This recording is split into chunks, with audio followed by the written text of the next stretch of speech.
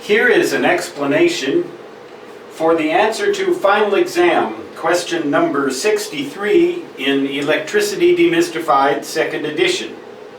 If you have the printed book, you'll find it on pages 334 and 335. It is a little bit of a repetition of the previous problem, number 62. You might want to watch that video now, involving iron filings and magnets. Suppose that we sweep all of the iron filings off the paper in the experiment described in question 62.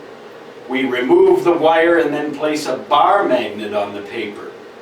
Then we sprinkle some fresh iron filings onto the paper.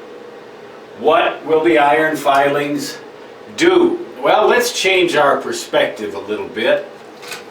Instead of having the paper horizontal coming out at us like this, let's suppose that we're looking straight down on the piece of paper. So the surface of this beige board is in fact the surface of the piece of paper.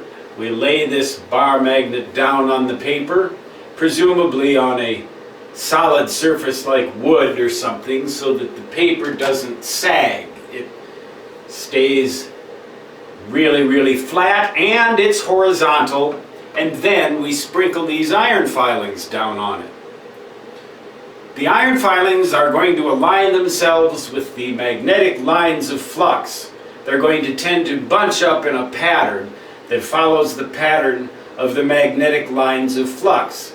They always do that. They did that around the wire, and they'll do that around this magnet. So what do the lines of flux around a bar magnet actually look like?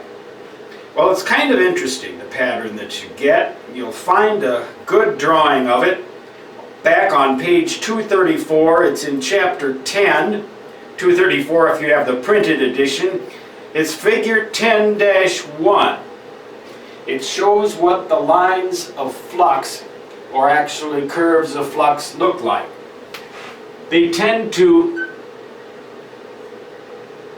converge to and diverge from the poles. Now, the actual north and south pole in this magnet are zones right near the ends. They're not points.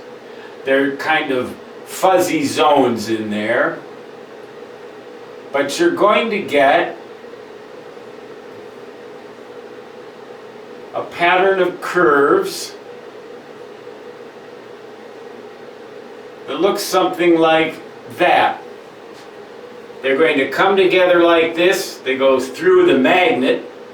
They come out. Of course, the filings can't get inside the magnet, but you lay this magnet down, you're going to get these filings in a pattern that looks like that. We zoom out a little bit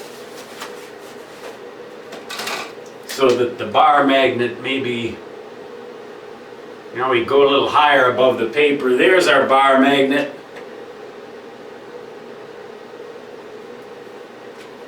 Like that.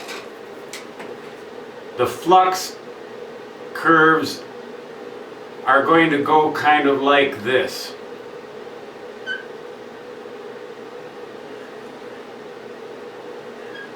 And that's what the iron filings are going to do. Theoretically, going right through the axis, we get a straight line like that. So that is the pattern.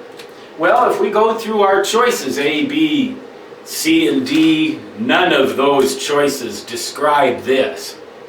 So once again, as in the previous question, none of the above are correct. So it's E.